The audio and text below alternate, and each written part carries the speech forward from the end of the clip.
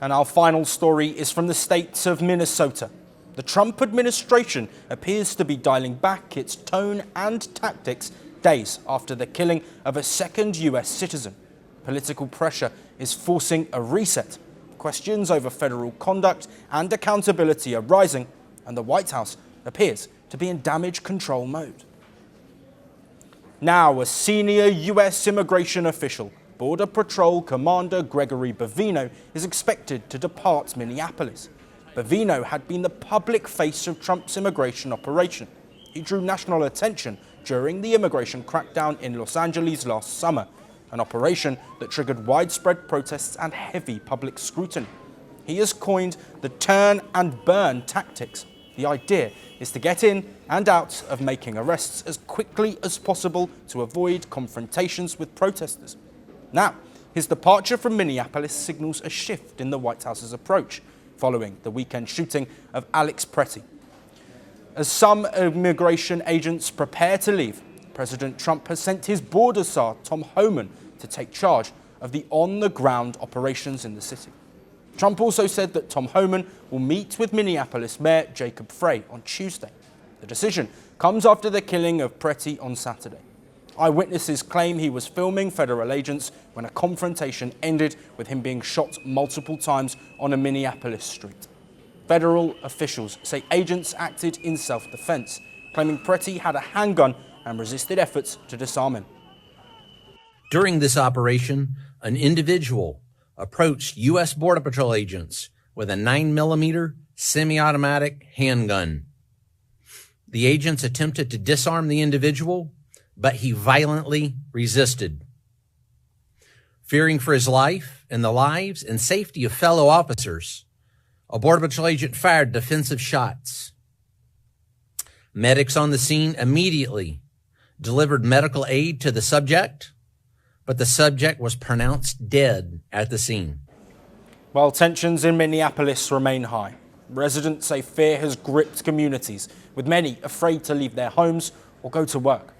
Meanwhile, students at the University of Minnesota Twin Cities held a rally to protest against rising brutality in immigration operations. I'm really angry. I'm angry and I'm sad like all of the time. I'm a university student. I can't focus on my classes. I have a lot of friends who are really scared to go outside right now, regardless of their citizenship status. Like, people are really afraid, and they have right to be, Just on our campus, we have ICE agents staying just a few streets away here in Cedar Riverside, in the neighborhood nearing ours. They've faced so much brutality and violence the past couple of weeks. This is the second fatal shooting involving federal immigration officers since their arrival. Earlier this month, an ICE agent shot and killed Renee Nicole Good. Political pressure is also growing at a breakneck speed. The White House has responded to growing tensions in Minnesota. It also distanced Trump from comments made by several members of his administration, criminalizing Alex Pretti. Nobody in the White House, including President Trump, wants to see people getting hurt or killed in America's streets. This includes Renee Good, Alex Pretti, the brave men and women of federal law enforcement, and the many Americans who have been victimized at the hands of illegal alien criminals. Saturday's shooting remains under active investigation by Homeland Security Investigations and the FBI.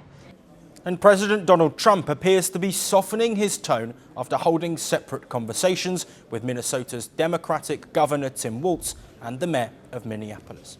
The recent violence in Minnesota has also triggered an international response.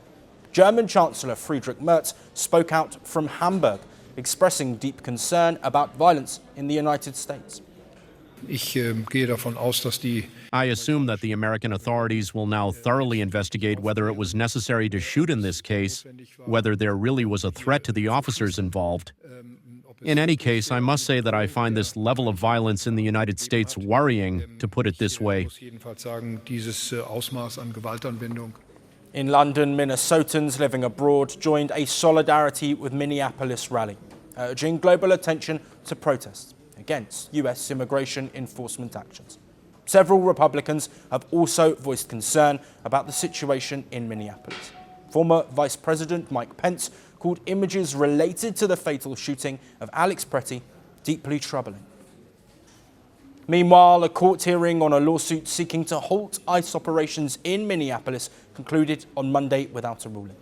The case seeks a restraining order to stop the deployment of more than 3,000 immigration agents to the Twin Cities. We'll keep track of this story as things develop. The world doesn't fit in boxes, so why should your news? From battlefields to negotiation tables, from internet outrage to real-world injustice. The conversations everyone is having and the ones they're avoiding. It's the same show, but this new year, Firstpost America gets a new look. I'm Kerry Johnston, and this is Firstpost America.